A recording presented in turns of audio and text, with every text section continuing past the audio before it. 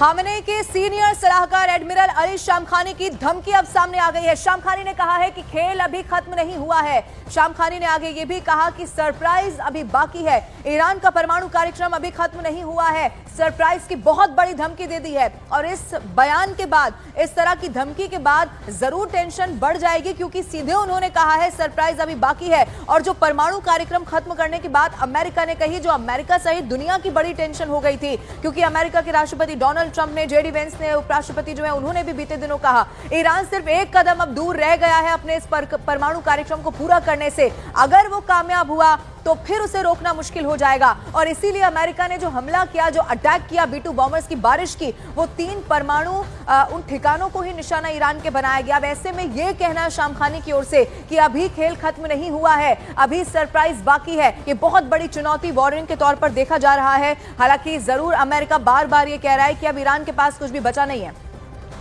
इधर ईरान ने अमेरिका को धमकी दे दी है। ईरान ने ट्रंप को संदेश भेजकर धमकी दी, इस तरह की खबर मिल रही है। ईरान ने अमेरिका में आतंकी स्लीपर सेल एक्टिव करने की बड़ी धमकी दे दी है। ईरान ने कहा यूएस ने हमला किया तो स्लीपर सेल एक्टिव कर देंगे। ये बड़ी खबर है। ईरान ने ट्रंप को सीधा सीधा संदेश भेज दिया है और इस संदेश में धमकी भेज दी है और कहा कि स्लीपर सेल को एक्टिव कर दिया जाएगा और अगर स्लीपर सेल एक्टिव हो गए तो फिर एक बड़ी तबाही के लिए यूएस को तैयार रहना होगा। ईरान ने ये धमकी ऐसे वक्त में दी है जब अमेरिका ने अटैक करने के साथ ही सीधा ये बता दिया, डोनाल्ड ट्रंप ने खुद ट्वीट किया कि अब अगर शांति का रास्ता नहीं अपनाया तो फिर तबाही के लिए तैयार रहना होगा ईरान को। लेकिन ईरान के ये मंसूबे, ईरान का ये हौसला टूटता हुआ फिलहाल तो नजर बिल्कुल नहीं आ रहा है। इनफैक्ट एक के बाद एक धमकी और बड़े जो हमले हैं वो और अब तेजी के साथ ईरान करता हुआ नजर आ रहा है, खासतौर पर इजराइल पर। अब बेशक अमेरिका इस बात का दावा जरूर कर रहा है कि उसने ऑपरेशन मिडनाइट हैमर से ईरान के परमाणु ठिकानों को पूरी तरह से तबाह बर्बाद कर दिया, लेकिन रूस ने डंके की चोट पर दावा कर दिया है कि ईरान के एटमी ठिकानों पर किया गया हमला पूरी तरह से फेल हो गया। अब ऐसे हालात में ईरान जिस तरह की घातक मिसाइलों से हमले इजराइल पर कर रहा है, उससे एक सर्वनाश युद्ध की शुरुआत हो चुकी है।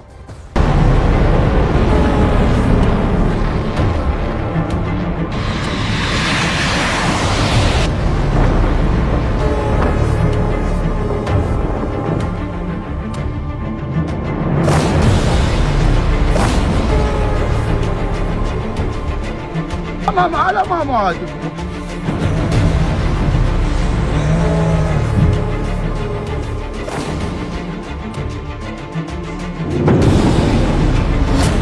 अमेरिकी हमला, सर्वनाश शुरू, इजराइल पर भीषण हमले। इजराइल ईरान युद्ध का 10वां दिन एक भयानक युद्ध में बदल चुका है।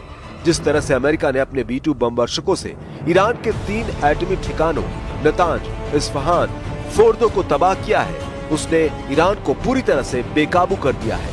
हालात ये है कि अमेरिका ने सुबह 4:30 बजे ईरान पर हमले किए, जिसमें B-2 बमवर्षक से 30 टन बम अकेले ईरान के फोर्दो परमाणु ठिकानों पर बरसाए गए, जबकि 30 टॉम क्रूज मिसाइलों से ईरान के नतांज, इस्फहान परमाणु ठिकानों को अमेरिका ने तबाह कर डाला। लेकिन इन हमलों के 4 घंटे के बाद से जिस तरह से ईरान ने इजराइल पर अंधाधुंध मिसाइल हमले किए हैं, उसने इजराइल को बंकर में घुसने के लिए मजबूर कर दिया। हम आपको दिखाने जा रहे हैं कि कैसे अमेरिका के युद्ध में शामिल होने के बाद से रूस और चीन ने ईरान का जंग में साथ देने का मन बना लिया है।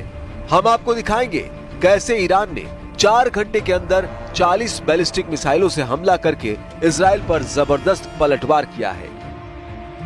आप देख सकते हैं कि जो रेस्क्यू ऑपरेशन की टीमें हैं वो यहाँ पे पहुँच चुकी हैं और ये ऑपरेशन लगातार यहाँ पर चलाया जा रहा है। और यहाँ पर जो मूवमेंट दिख रही है वो एक तो इजरायली डिफेंस फोर्सेस की दिख रही है। आप जिस तरीके से देख सकते हैं जो रेस्क्यू ऑपरेशन के वॉलंटियर्स हैं वो भी कुछ हैं, लेकिन ज़्यादातर यहाँ पर इजरायली डिफेंस फोर्स ही ऑपरेट कर रही है और काफ़ी मशीन्स यहाँ पे इर्द गिर्द देखने को मिल रही है जिनसे मलबा हटाया जा रहा है। ये देख सकते हैं आप, ये वो मशीन्स हैं बड़ी बड़ी जिनसे यहाँ पे उस जगह का मलबा हटाया जा रहा है जहाँ पे ये मिसाइल हिट कर गया है, जहाँ पे ये मिसाइल गिरा है। और मैं दिखाने की कोशिश करूँगा, यहाँ आप देख सकते हैं किस तरीके की अफरा तफरी है। यहाँ पे अब फायर सर्विसेज की टीम आ गई है। फिलहाल टेल अवीव हो, हाइफा हो या कुछ और एरियाज़ हो, वहाँ पर लगातार अटैक किए जा रहे हैं ईरान की तरफ से और आयरन डोम को ये मिसाइल जो हैं इवेड कर रहे हैं। यानी इस तरीके के मिसाइल अभी भी ईरान के पास हैं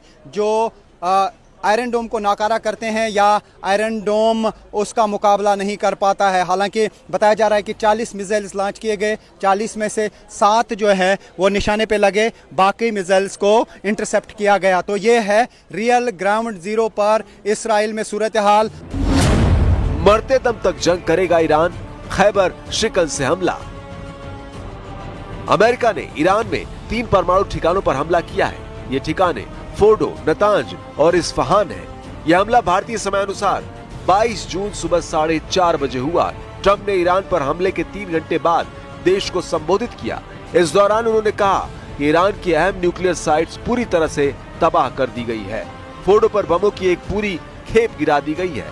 राष्ट्रपति ट्रंप ने ईरान को धमकी देते हुए कहा कि अब उसे शांति कायम करनी चाहिए। अगर वो ऐसा नहीं करता है तो उस पर और बड़े हमले किए जाएंगे।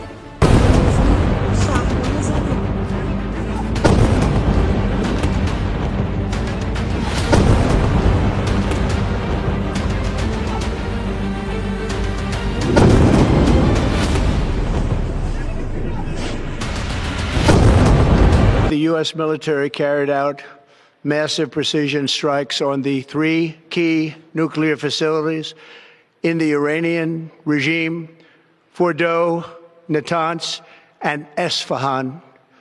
Everybody heard those names for years as they built this horribly destructive enterprise. Our objective was the destruction of Iran's nuclear enrichment capacity and a stop to the nuclear threat posed by the world's #1 state sponsor of terror. Congratulations, President Trump. Your bold decision to target Iran's nuclear facilities with the awesome and righteous might of the United States will change history. In Operation Rising Lion, Israel has done truly amazing things. But in tonight's action against Iran's nuclear facilities, America has been truly unsurpassed. It has done what no other country on earth could do. History will record that President Trump acted to deny the world's most dangerous regime the world's most dangerous weapons. His leadership today has created a pivot of history that can help lead the Middle East and beyond to a future of prosperity and peace. 40 missile से Israel पर हमले, खैबर शिकन से पहला हमला। लेकिन America की दोबारा हमले की धमकी के 4 घंटे बाद ही इजराइल पर ईरान ने 40 से ज्यादा मिसाइलें दाग दी है, जिसकी वजह से हाइफा और तेल अवीव में भयंकर तबाही हुई है। खबर के मुताबिक ईरान ने पहली बार इजराइल पर खैबर शिकन बैलिस्टिक मिसाइलों से इजराइल पर हमले किए हैं, जिसकी वजह से भारी नुकसान हुआ है।